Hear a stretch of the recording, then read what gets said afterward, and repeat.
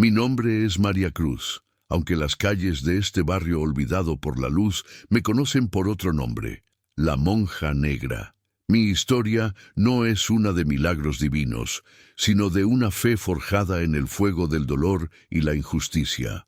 Fui huérfana, acogida por las frías paredes de un convento que se convirtió en mi único hogar. Allí dediqué mi vida a Dios, creyendo que el servicio a los desamparados era el camino hacia la salvación.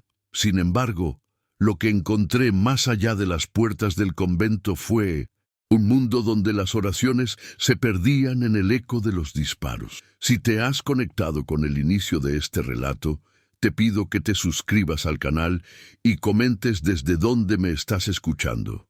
Nuestra meta es alcanzar 1000 almas dispuestas a oír, para que la memoria de inocentes como Miguel no se apague. Tu suscripción es un faro de esperanza en la oscuridad. Mi rutina era un ritual de devoción y trabajo. Antes de que saliera el sol, yo ya estaba de pie, el olor a incienso y a café viejo mezclándose en el refectorio silencioso. Cuidaba del orfanato anexo al convento, un refugio precario para niños que, como yo, no tenían a nadie más. Para ellos, yo no era la figura seria que mi hábito oscuro sugería. Era la mano que curaba una rodilla raspada, la voz que contaba historias para ahuyentar las pesadillas y la certeza de un plato de comida caliente al final del día. Este barrio, un enredo de callejones y casas sin terminar en la periferia de la Ciudad de México, era mi rebaño, y yo, su pastora improbable, intentando protegerlos de los lobos que acechaban a plena luz del día. De entre todos los niños, Miguel era una chispa de luz. A los 12 años, poseía una pureza obstinada, una negativa a dejarse contaminar por la brutalidad que lo rodeaba. Sus ojos, grandes y oscuros, todavía guardaban el brillo de la inocencia. Yo lo veía como un hijo, un símbolo de la bondad que creía que podía florecer incluso en el suelo más árido. Pasábamos horas cuidando del pequeño huerto en la parte trasera del convento, y él me contaba sus sueños de ser médico, de un día poder curar las heridas de nuestra gente.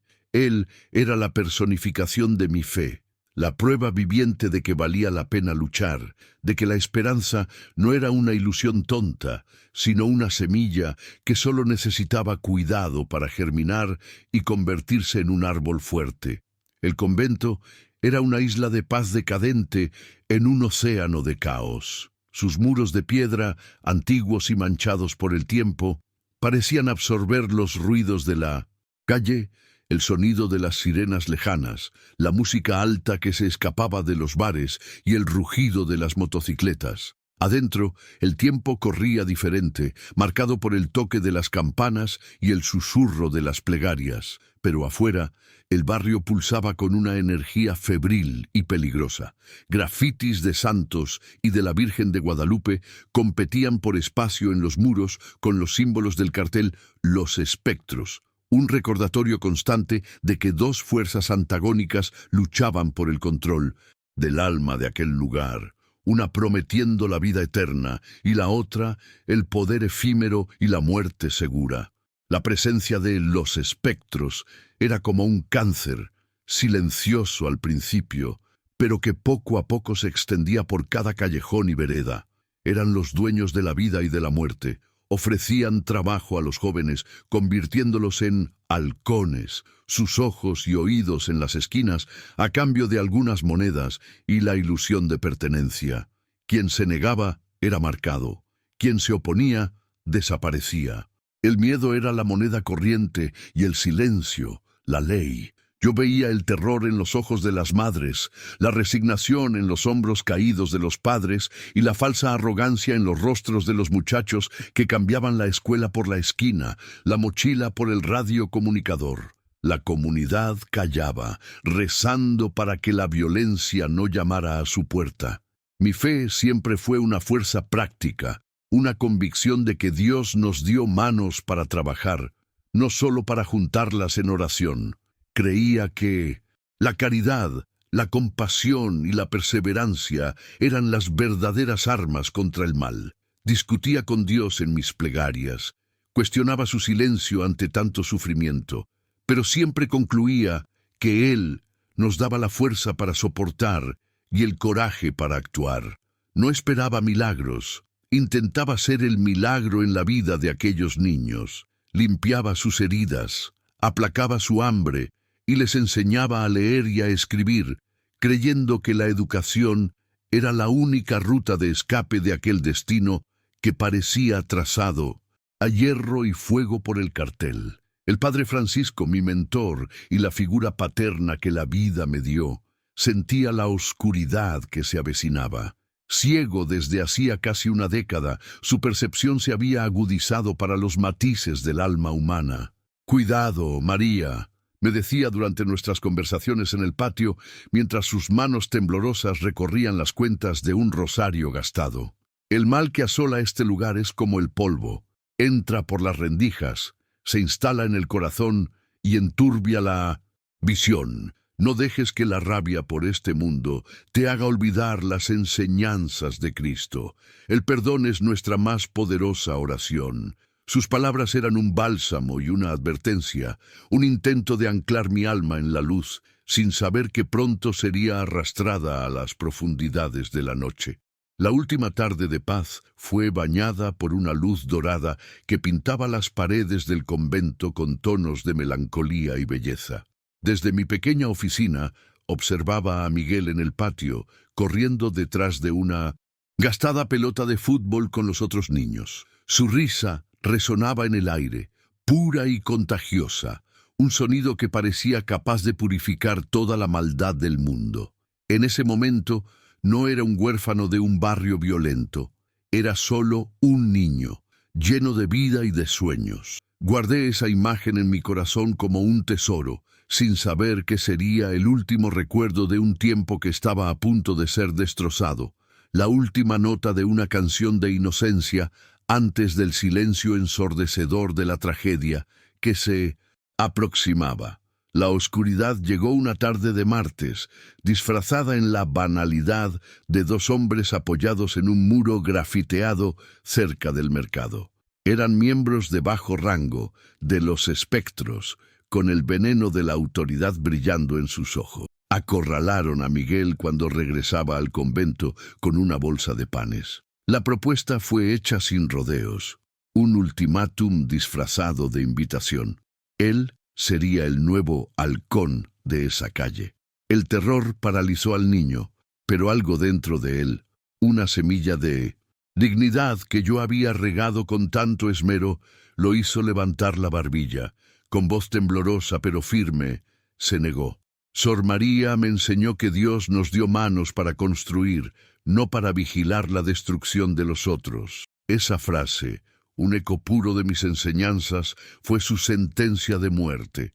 Las horas se arrastraron con la lentitud de una pesadilla. La campana de la capilla sonó 6 veces, y Miguel no regresó. Un escalofrío, agudo y profético, recorrió mi espalda. Salí a buscarlo. Mi nombre resonando por los callejones que oscurecían rápidamente.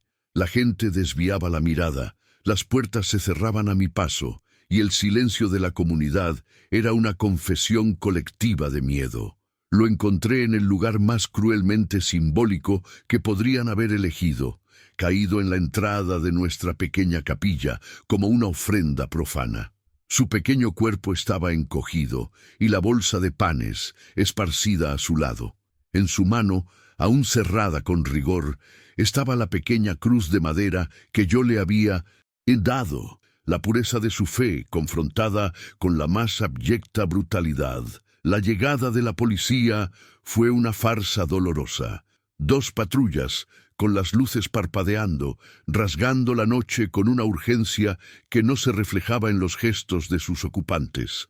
El detective Campos, un hombre cuyo rostro cargaba el peso de todas las desgracias de ese barrio, parecía genuinamente exhausto por la tragedia. Sus colegas, sin embargo, actuaban con una indiferencia burocrática. Anotaron mi declaración con desdén, sus preguntas insinuando que Miguel, un niño de 12 años, habría buscado eso. Cuando pronuncié el nombre Los Espectros, intercambiaron miradas de complicidad. Sin testigos, madre. No hay caso. Es su palabra contra el viento, dijo uno de ellos, lavándose las manos y sentenciando la muerte de Miguel al olvido oficial. Después de que se llevaron su cuerpo y la cinta amarilla fue recogida, me quedé sola con la mancha oscura que mancillaba la entrada de la casa de Dios. Con un balde de agua y un trapo, comencé a limpiar la sangre de mi niño. Cada movimiento era un ritual de dolor y de despedida. Las lágrimas que no lloré se convirtieron en hielo en mis venas.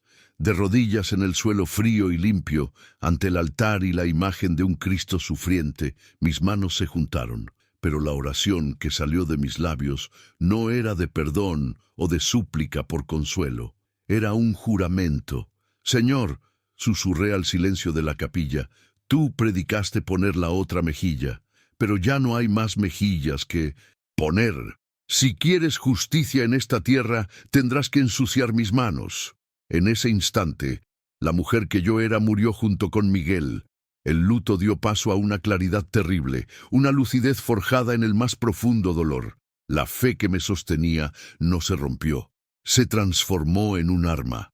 Comprendí que mis plegarias pasivas eran un insulto a su memoria. Si las leyes de los hombres servían a los monstruos y el cielo permanecía en silencio, entonces una nueva ley debía ser escrita con sangre. Mi decisión fue tomada allí, en ese suelo sagrado y profanado. A partir de ese momento ya no sería una sierva de Dios, sino la consecuencia de su ausencia. Si entiendes el peso de esta elección, el viaje que inicia, te pido que te suscribas. Tu presencia aquí me da fuerzas para contar cómo me convertí en el espectro que caza a los verdaderos demonios. La transformación comenzó en el silencio de mi habitación, que poco a poco se convirtió en la celda de una guerrera. Abandoné las largas horas de meditación por un estudio metódico de mi enemigo y mi territorio. El barrio, que antes recorría con una mirada de pastora, ahora era un mapa táctico en mi mente. Cada callejón oscuro era un punto de emboscada, cada tejado un puesto de observación. Mis instrumentos no fueron comprados en tiendas de armas, sino reutilizados de las reliquias olvidadas del convento. Una cuerda gruesa y resistente de la antigua campana, un abrecartas de latón afilado hasta convertirse en una hoja discreta y productos de limpieza que, mezclados de la forma correcta, podían borrar rastros o incapacitar a un hombre. Me preparaba no con oraciones, sino con una disciplina fría y enfocada. Mi primer objetivo fue un traficante de esquina llamado Chuy, un gusano que se había especializado en reclutar a los niños más jóvenes, ofreciéndoles zapatillas de colores a cambio de sus almas. Lo observé durante 3 días, aprendiendo su camino a casa, sus paradas, sus debilidades.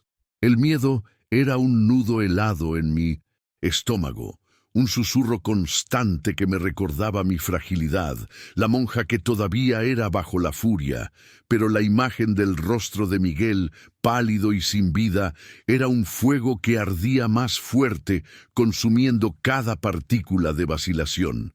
La venganza era un sacramento oscuro, y yo estaba a punto de realizar mi primera comunión con la violencia que tanto había despreciado. La noche en que lo intercepté no había luna. Una oscuridad cómplice que se tragaba el sonido y la luz. Cuando salí de las sombras de un callejón, mi hábito negro haciéndome parecer una aparición, Chuy se congeló. El terror en sus ojos fue la primera confirmación de mi poder. No vio a una mujer, sino un presagio. Mi voz, calma y desprovista de emoción, le ordenó que confesara sus pecados, no a un Dios misericordioso, sino a mí, el juicio final de su miserable vida. Entre tartamudeos y súplicas, admitió haber amenazado a Miguel, y entonces, con una brutalidad inexperta, usé la cuerda. No fue rápido ni limpio, fue la muerte fea y desesperada que él merecía. Regresé al convento antes del amanecer, la adrenalina desvaneciéndose y dando lugar a un horror profundo. Mis manos temblaban incontrolablemente. Me arrodillé en el baño y vomité, mi cuerpo expulsando la violencia que mi alma había sido forzada a absorber.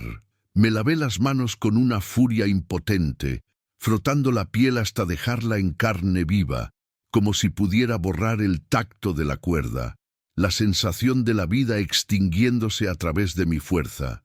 Miré mi reflejo en el espejo roto y no reconocí a la mujer que me devolvía la mirada. Sus ojos tenían la dureza del acero, la frialdad de una tumba. Había cruzado una línea y sabía que nunca más podría volver. La noticia se extendió como una plaga silenciosa.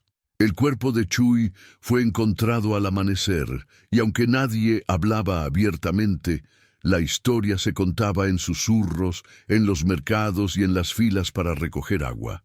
La descripción era siempre la misma: una sombra con el vestido de una santa, un fantasma que traía la penitencia. La leyenda de la monja negra nació ese día, no como una heroína, sino como una fuerza sobrenatural, un miedo que comenzó a suplantar el miedo al propio cartel. La gente se santiguaba al pasar por el callejón, ahora un santuario macabro, temiendo tanto a la aparición como a los demonios que ella cazaba. El detective Campos llegó a la escena del crimen con el cinismo habitual, pero algo lo detuvo. La ejecución no tenía la firma de un ajuste de cuentas. Del cartel era extraña, casi ritualista. La cuerda, la ausencia de disparos, la ubicación. Cuando sus informantes le trajeron los rumores sobre una monja justiciera, se rió. Era el tipo de folclore desesperado que brotaba en lugares como ese, donde la esperanza estaba muerta y la gente se aferraba a cualquier mito. Aún así, no pudo apartar la imagen de su mente: una monja. En ese barrio, eso solo podía significar una persona: Sor María Cruz. La idea era absurda, pero la semilla de la sospecha había sido plantada. Para Sofía, la madre que ya había perdido un hijo a manos del cartel, la noticia de la muerte de Chuy trajo una mezcla compleja de terror y alivio. Cerró la puerta con llave más temprano esa noche, abrazando a su hijo menor con más fuerza. La violencia siempre había sido de una sola vía, con su comunidad sirviendo como víctima pasiva. Ahora, por primera vez, la violencia se había vuelto contra los opresores. Un nuevo depredador andaba suelto, y aunque su presencia era aterradora, cazaba a los lobos que durante tanto tiempo habían devorado a su rebaño. Encendió una vela a la Virgen, sin saber si rezaba por el fin de la matanza o para que la monja negra continuara su sombría limpieza. Mi siguiente acción fue guiada por la herramienta más inesperada: el confesionario. La pequeña caja de madera, antes un lugar de misericordia y perdón, se convirtió en mi puesto de escucha.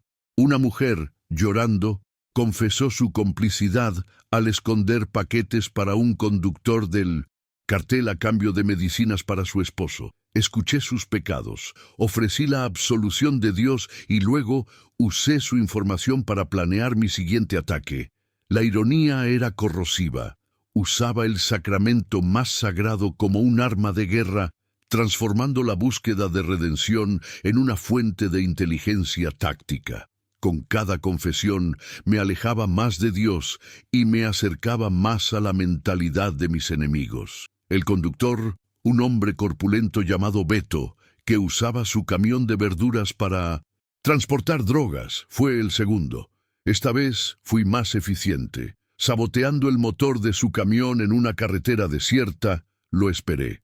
La sorpresa y la oscuridad fueron mis aliadas. La ejecución fue rápida, precisa, con la hoja afilada del abrecartas.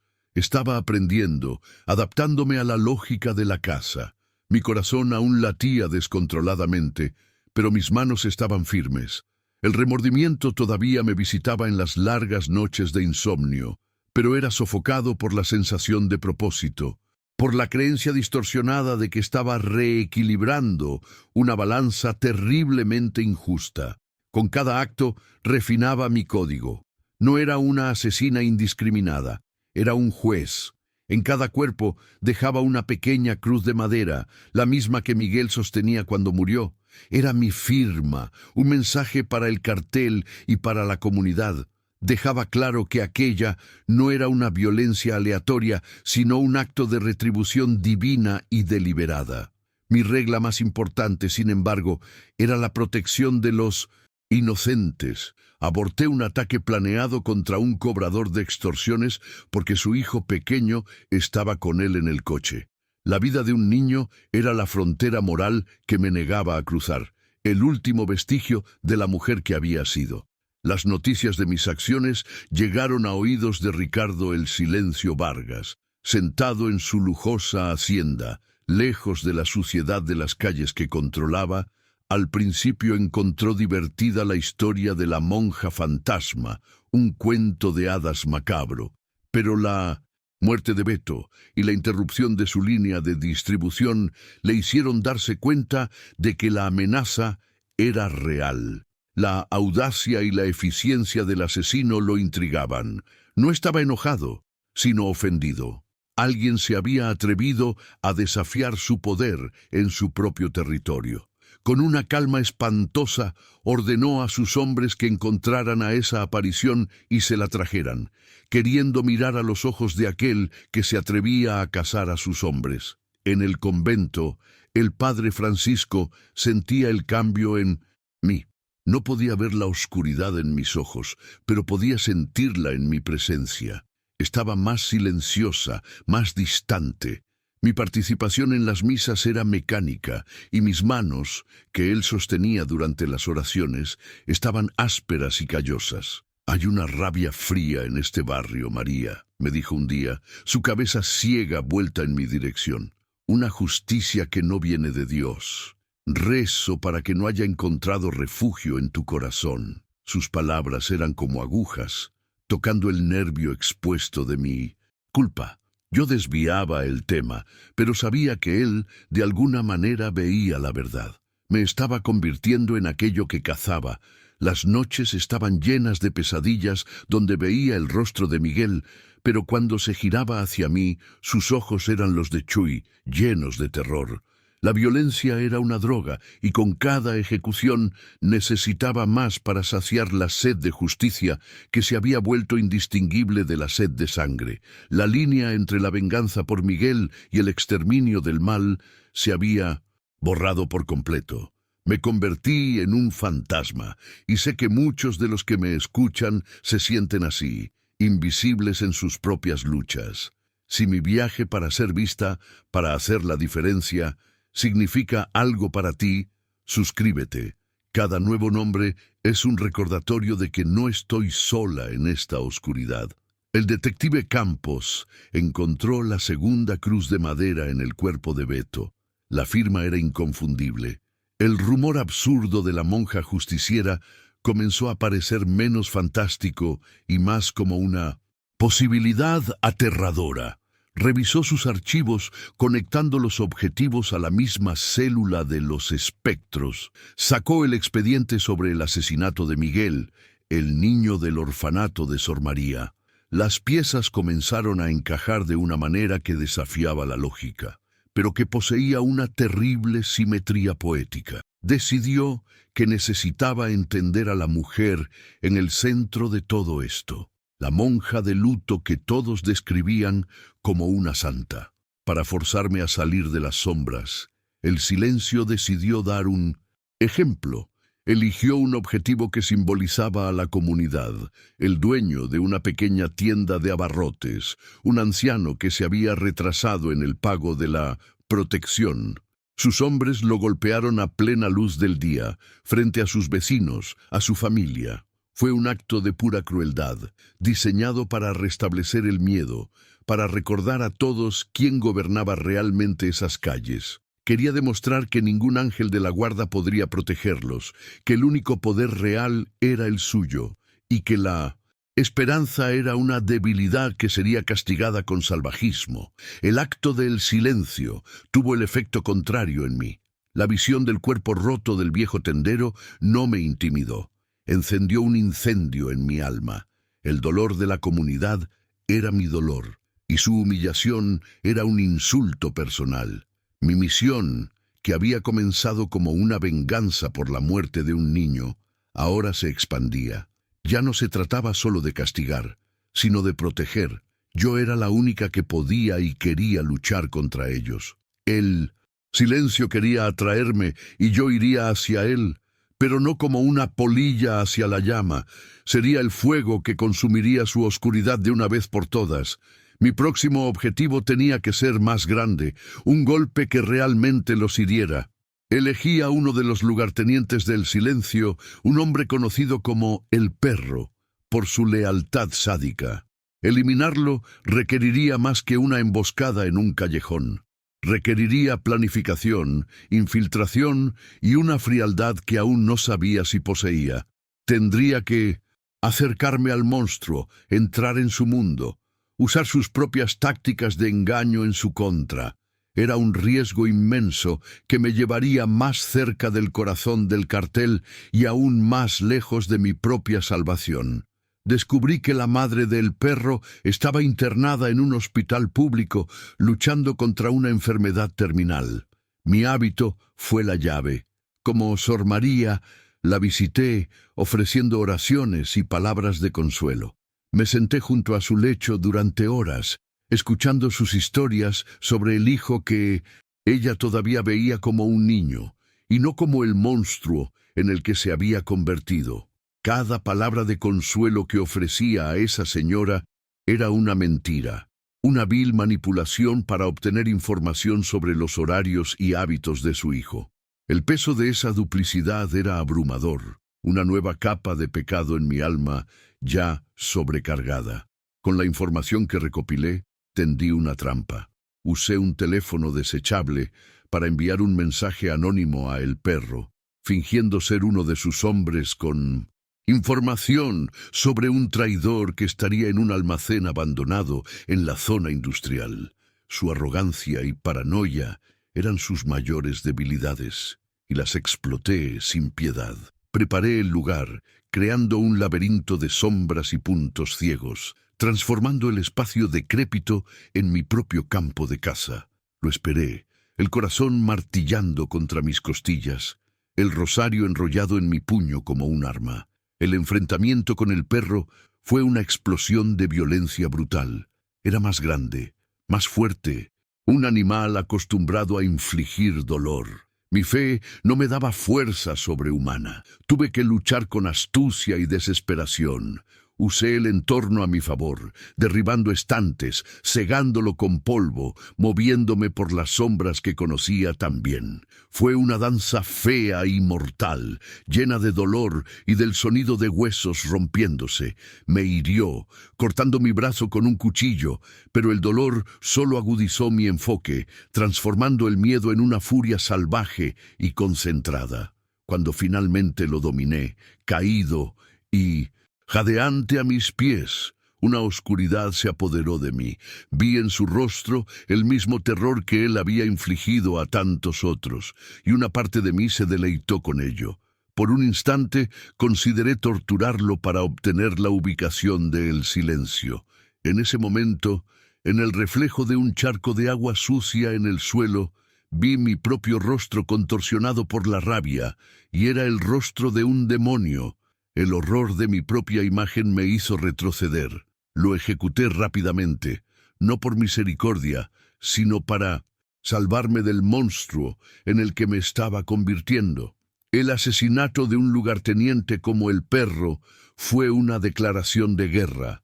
El detective Campos, al investigar la escena del crimen en el almacén, encontró restos de amoníaco y otros productos de limpieza inusuales, los mismos utilizados en el mantenimiento del antiguo convento. La conexión era tenue, pero para él era la pieza que faltaba. La teoría absurda ya no era una teoría. No tenía pruebas concretas, solo una certeza incómoda y terrible. Sabía que necesitaba confrontar a Sor María, no como policía y testigo, sino como un hombre frente a una fuerza que no podía comprender. Esa misma noche, atormentada por mi propia brutalidad, Busqué al Padre Francisco. En el silencio del confesionario no pedí perdón por mis acciones, sino que describí la lucha de un alma perdida que combatía las tinieblas con más tinieblas. Hablé del miedo a convertirse en el propio mal que se combate. Él escuchó pacientemente, su silueta inmóvil al otro lado de la celosía. Cuando terminé, no ofreció penitencias ni palabras de consuelo. Solo susurró una antigua advertencia. Aquel que lucha con monstruos debe tener cuidado de no convertirse también en un monstruo. Cuando miras largo tiempo a un abismo, el abismo también mira dentro de ti. Al día siguiente recibí la visita del detective Campos. Me encontró cuidando las rosas en el jardín del convento. Nuestra conversación fue una danza cuidadosa de palabras no dichas.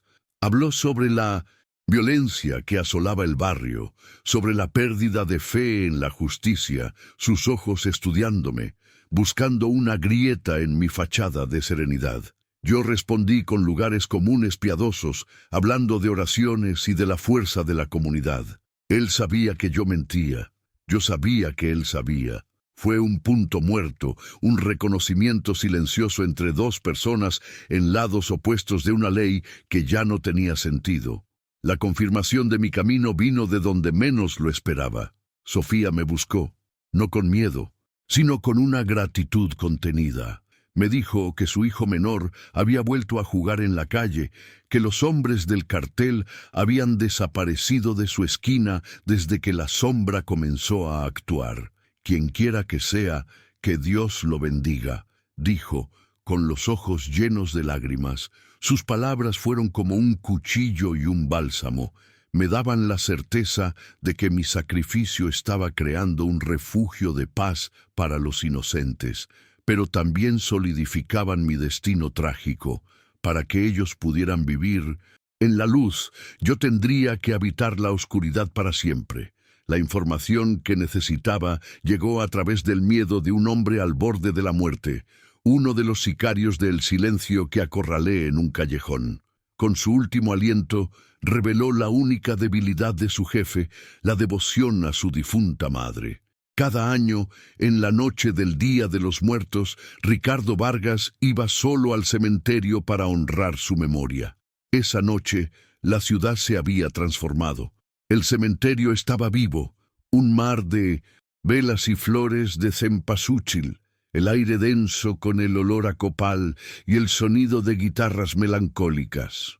Me moví entre las familias que celebraban a sus muertos, una mancha de oscuridad en medio de la vibrante celebración de la vida y la memoria, un fantasma con un propósito profano en una noche sagrada.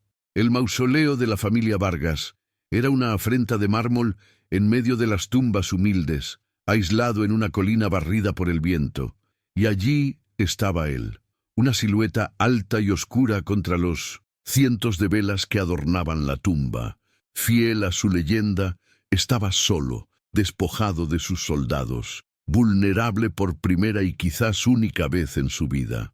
Me acerqué con el silencio que había aprendido en las madrugadas del convento, mis pies no haciendo ruido en el suelo cubierto de pétalos. La música de la fiesta se convirtió en un zumbido lejano.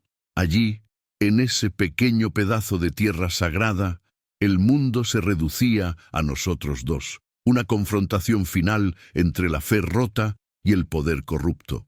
Rodeado por los espíritus silenciosos del pasado, percibió mi presencia como un animal siente el cambio en el viento. Se giró lentamente, sus ojos encontrando mi hábito sin sorpresa, solo con una curiosidad fría y divertida. «Así que es verdad», dijo, con su voz calmada y un toque de desprecio. «La monja fantasma. Dígame, madre, ¿dónde estaba su Dios cuando mataron al niño que usted amaba? En el mismo lugar donde estaba cuando los médicos se dieron por vencidos con mi madre. El cielo está vacío.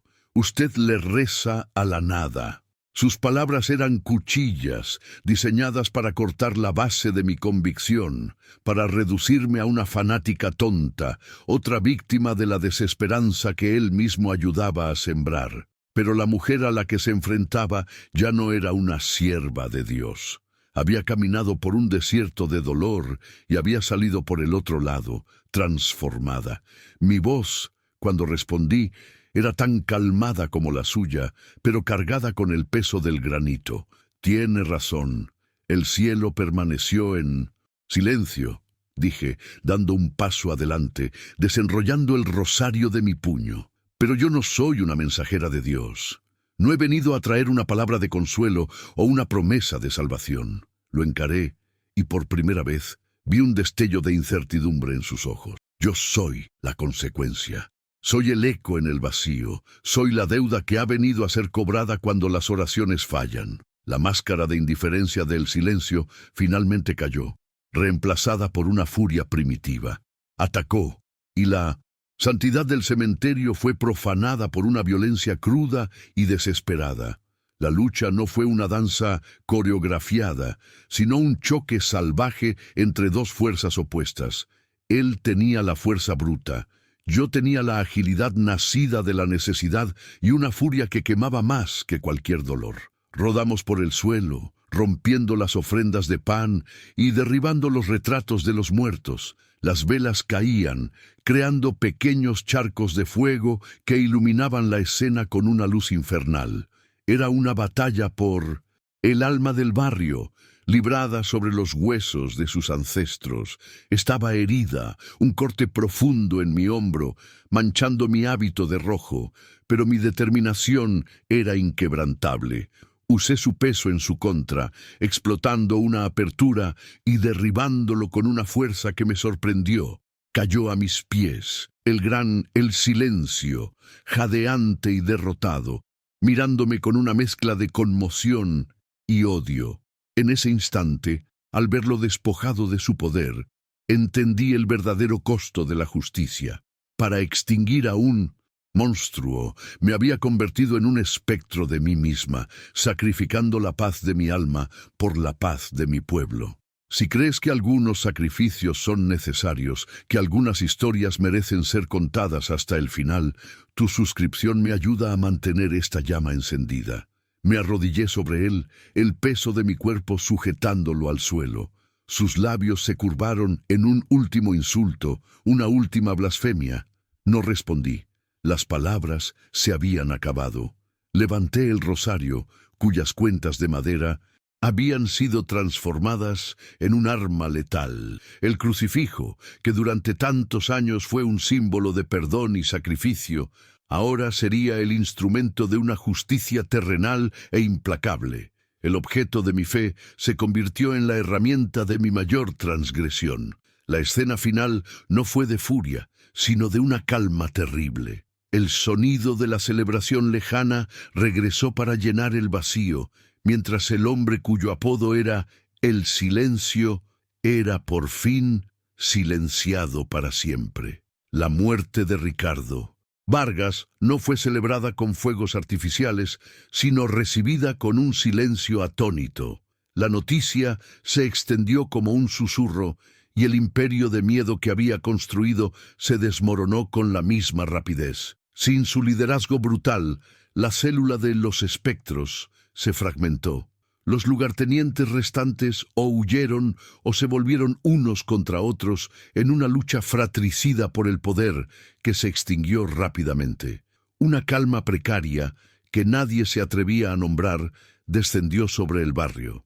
Los niños volvieron a jugar en las calles hasta el anochecer. Las tiendas permanecieron abiertas hasta más tarde.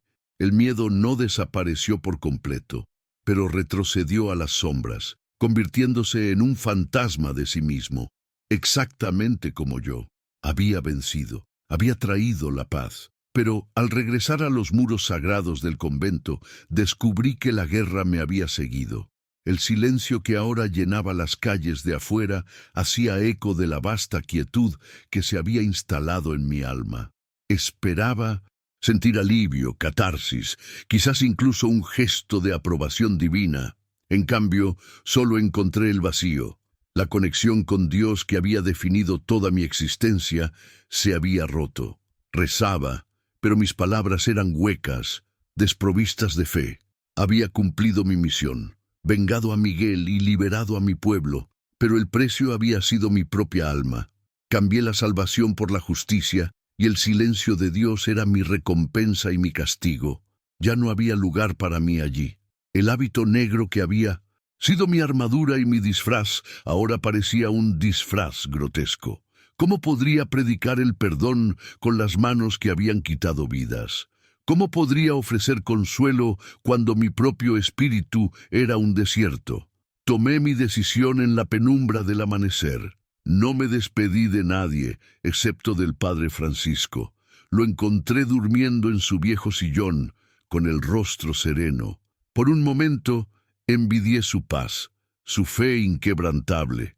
Dejé una nota simple a su lado que contenía solo una palabra: adiós. Fue un acto final de amor, ahorrándole la verdad sobre el monstruo en el que su hija espiritual se había convertido. Vestida con la ropa sencilla de una civil, una blusa descolorida y pantalones oscuros, salí por las puertas del convento por última vez. Llevaba solo una pequeña bolsa de tela con el poco dinero que tenía y ningún otro equipaje, pues mi verdadera carga era invisible y eterna.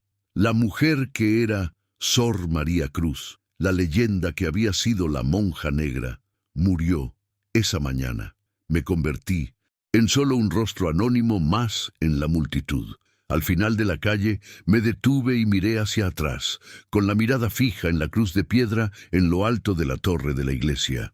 No sentí tristeza ni nostalgia, solo el frío reconocimiento de un capítulo cerrado, un símbolo de un camino que había elegido y abandonado. Le di la espalda al único hogar que había conocido y caminé hacia el corazón palpitante de la Ciudad de México, dejándome tragar por el río de humanidad. Lo que el futuro me deparaba, no lo sabía. Quizás una vida de penitencia silenciosa, o quizás había otros monstruos en el mundo que necesitaban ser cazados. Mi historia termina aquí, en una calle cualquiera, sin resolución final. No sé si encontré la justicia o solo una perdición más profunda, pero sé que mi voz, mi dolor y mi furia fueron escuchados, y fue gracias a ti. Si relatos como el mío deben seguir existiendo, tu suscripción es lo que impide que el silencio gane al final. Gracias por haber caminado conmigo en esta oscuridad.